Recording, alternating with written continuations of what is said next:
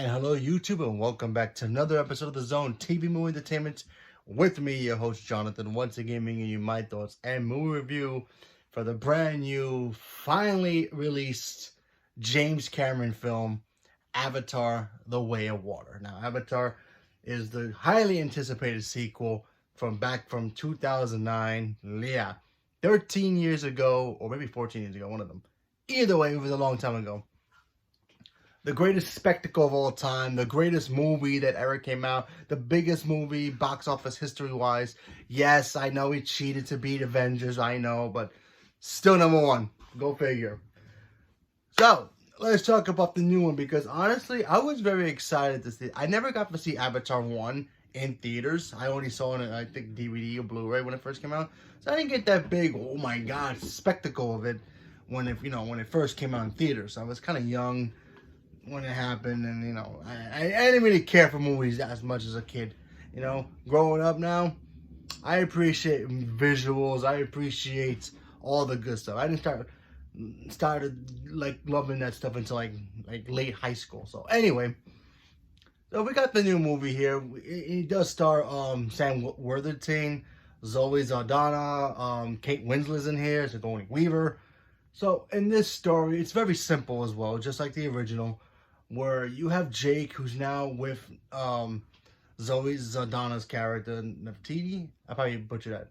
Anyway, they're together, they're married, they're happily married, they live in Pandora, and, they have their children, and something threatens them. By the way, there's no spoilers here, so don't worry about that. So something threatens them that can basically ruin their lives. So they decided that, we're going to pack up and take our children and go meet our native brothers and sisters from, the ocean side of Pandora and try to live with them and try to live with their culture and do what they do and learn their ways and try to be safe.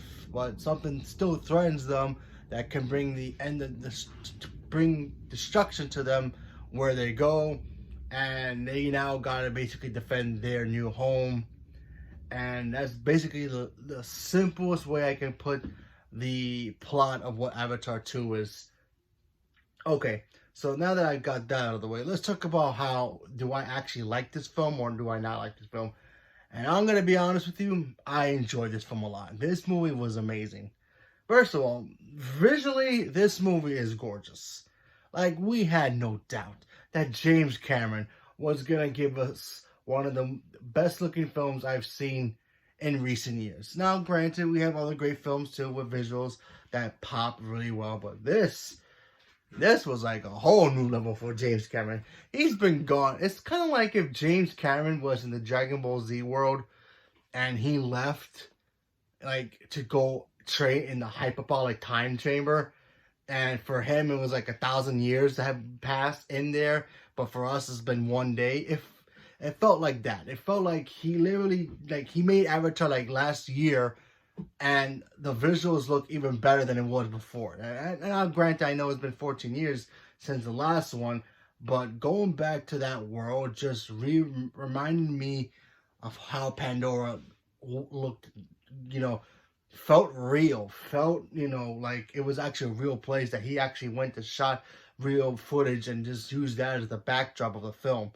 And it felt really, really cool. And I really enjoyed seeing the scenery of Pandora, the ocean scenes that he had in this film, because we get to see a new tribe in here of avatars, and their settings, they live in the ocean. They surround themselves with the water, and they're one with the water. So when Jake and his family go there, they have to basically learn a new kind of culture in a way, because they're very different from what they are, obviously, and excuse me, and they got to learn how to blend in. And I thought that stuff was just very visually beautiful, and I appreciated that very well. So there's that. And now I gotta say, the action scenes as well in this film was just wow. Like, I remember watching the original one maybe a month or 2 months ago. I can't remember how long I haven't watched it recently, but I did watch it this year just to prepare myself for the new one.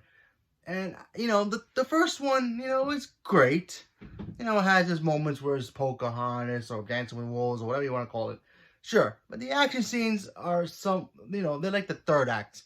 This movie, however, yeah, we have a third act action scene. It's the biggest one. But throughout the whole movie, you get little sprinkles of the action here. And even the action set pieces were visually gorgeous to look at. And it was like, wow, okay. And just seeing their, you know, Sam Worthington and Zoe Saldana doing their thing, I'm going to say this. I thought their performance in here was just as great as it was from the original. And Zoe Saldana, I think she's way better here than she ever was in Marvel. I love her as Gamora, no problem, no, you know, no question about that. But her action scenes here make her look like what she does as Gamora in the Marvel universe. Look like it's just her sitting down in a chair, actually doing nothing. That's how good she was in this film, and it was just great. The motion capture stuff was amazing.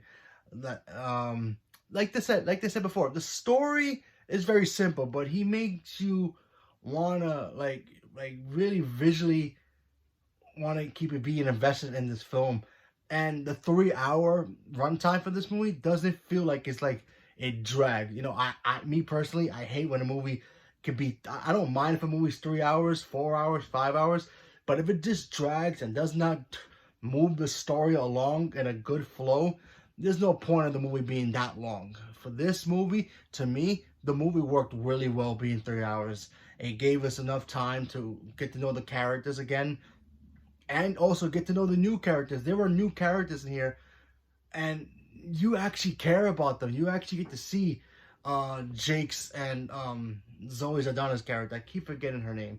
Anyway, you get to see their children and get to know them as characters. Because I'm pretty sure in 3, 4, and 5, I don't know how many Avatar movies are coming out, they're going to be the next big keys in these films. And you want to spend as much time as you can with getting to know these characters. That way, by the next film, you already invested in their characters, and you know you can care about them. You know, whether they be the big leads in the next one or just have a small role in the next one, but you still want to care about them. And I thought James Cameron did a great job just making us, you know, seeing us, you know, look at these new characters, but like, I actually care about these characters. This is one character in this movie. His name is Spider, and he sticks out. So I'm not gonna spoil exactly what he is in here, but he sticks out. When you see him, you're gonna know. He was great as well. I didn't think his character would be something. I honestly thought his character was gonna be just one of those, oh, he's there and then he leaves kind of thing. But no, his character was very important as well to the story. The villain of the story, yes, the villain was kind of like a copy and paste of the first one, but then again, he gave us that character more purpose in this one. I thought that character was very well written, in my opinion. So I thought that stuff worked. The only thing I kind of wish, there's like a subplot in here, a little subplot. Now, it might pay off in the next one, or the next one after that. I'm not really sure. But there's actually a subplot that has to do with Jake's, Sam Worthington's character's daughter in here, that she experiences something and then they kind of just ignore it afterward to continue the main story plot in here. And I felt like they couldn't just save that for the next one, because I figure, okay, maybe they'll explain it to set up the next movie, you know, to set up maybe near the end of the movie after they deal with the big threat. They never did, so maybe by the next one, maybe being more important. But I feel like in this one, it didn't really mean too much. Unless I'm missing something, I have to go back and watch it again. To me, that was like the one negative of, like, really, was that necessary for the plot of this movie? That didn't really do anything for the story. But I mean, maybe in future films, maybe it will one day. But for right now, not really anything. But that's like my biggest negative about this film, because, you know, the story was going in such a great direction, even with the 3 hour runtime, and then it made that slight turn to an exit that didn't really go anywhere. That might be something in the future, but it wasn't necessary right away. You know what I'm trying to say? So yeah, it was for me. In that one critical moment, was like, they really needed that. Really, that was kind of weird. okay, so let's move on to the next thing. Like I said, Zoe Saldana once again proves that she's great. I really like seeing her in, movies. I think she's a very good actress. I do wish we could see her in other films. Not that I don't like her in, Marvel or even Avatar, but I feel like every time we see her in anything, it's motion capture. So hopefully we'll see more of Zoe Saldana in more other kind of movies. So, because she's great in this movie. I thought she did a really good job in here. Like I said before, she's way better here than she's been in Guardians for the past couple of years that she's been in there. So yeah, hopefully Guardians 3 changed my mind, but we'll see. Like I said, the villain was cool. Typical same copy and paste villain from the last one, but still it was pretty cool that they kept the villain fresh. So hopefully in the future films we'll get something new, but we'll see. But yeah, I'm very excited to see what the third one's gonna leave, pick up where this one left off, because honestly, now that Avatar's back, I kind of want to see more now. Hopefully it doesn't take James Cameron to make another one another 1,000 years. But James Cameron, we have to trust. The guy does not miss. Like literally, we all were wondering, can he even capture the magic of the first one with this film? Whether that's visuals, the story, or whatever. To me, he improved on what the first one was, in my opinion. And I like the first one a lot. I really do. It's not my favorite films of James Cameron. It's not my favorite film of James Cameron, the first one. But it's up there. It's up there. But I thought what he did with the visuals, 10 times better. The story was way better than the first one, in my opinion. And I'm actually excited to see what Avatar 3 and 4 is going to look like. To see what happens if we get that far. But we have to wait and see. So, leave a comment below. Let me know what you guys thought about Avatar: The Way of Water. Did you guys enjoy that film? Did you guys not enjoy it? Are you guys questioning whether you want to go see the film? Can you even get tickets to the film right now? Maybe wait till maybe next week, because once next week, after the holidays and after Hanukkah. And by the way, if you celebrate Hanukkah, happy Hanukkah. And so after the holidays, then try, because I'm pretty sure a lot of people are going to be going to try to get tickets to see this film now, because it's a film you have to watch. You can watch it in 2D. I did. I saw it in 2D. I wish I could see it in IMAX, but there's no IMAX around me, so that's all I have. And I can't do 3D because it really hurts my head. It gives me headaches a lot, so I really can't do that. So I just saw it in 2D. 2D is perfectly fine. If you can't watch 3D, that's cool. You can still watch it in 2D and still enjoy it.